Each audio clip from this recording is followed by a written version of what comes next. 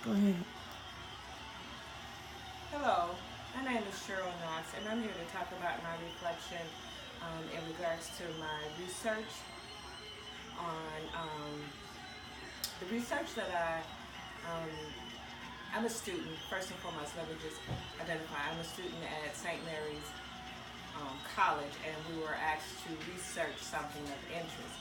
And my research question is um, how does certain reading strategies impact the reading achievement of high school students, in particular special ed students.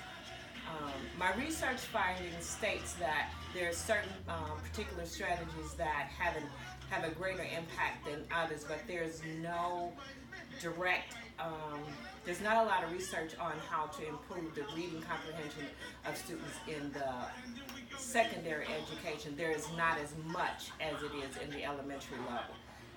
What we need to understand is that reading is a complex area in which students need to survive in today's society.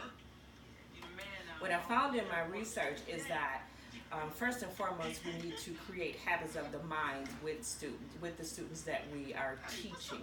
And in order to do that, we need to provide lessons that um, help them to be to own their learning through self-regulations. These types of strategies are used in lessons such as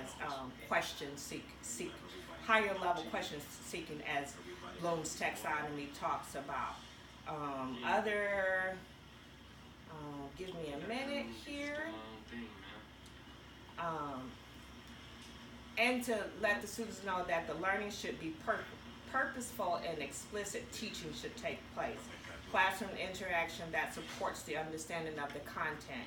There also should be content area texts that are appropriately matched to the student's ability and the specific strategies being implemented. So the strategies that you use plays a big part in um, the student's ability. You have to make sure that they're matched with their abilities, is what the research is saying, in order for students to be able to self-regulate. Students should be able to draw inference from the text, and the only way they can do that if they find meaning in the text. So the text should be relatable. We should rely on prior background knowledge to support and to increase student comprehension. So I found that some of that was some stuff I knew, but the self-regulation component of it I didn't know, and creating habits of the mind is another thing that was brought to my attention throughout the research. The artifacts that I connected to it was that for me, I had one of my goals was to increase my students' reading levels by 50 points. And I say that because the students that I deal with, as I mentioned, I have special ed students, and they have varying disabilities and varying reading levels. So the reading levels of the students that I'm working with range from first to fourth grade, and trying to get them interested in grade level appropriate reading is kind of difficult for ninth, 10th, and 11th and 12th graders. So I found that the information that I gathered will help me to grow as a teacher, connecting me to the standard Wisconsin Standards 1 and 2, where it says that the teacher knows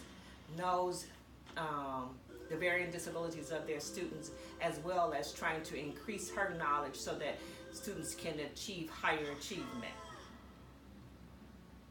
So one of the artifacts I chose was an artifact that represents, and I don't have a visual picture of it. I could show a visual through my laptop, and that's what I was planning on doing. Um, was showing what I would use for students to self-regulate. This would be something like a questionnaire to help them with self-regulation. I'm hoping that you can see this document closely enough.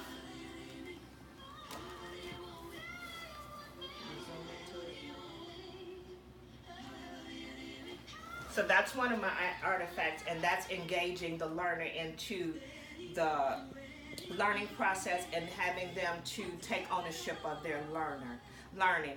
And with that being said, that's the end of my segment. I hope you enjoyed what I had to offer and that you learned something from the research that I have obtained. Have a good day.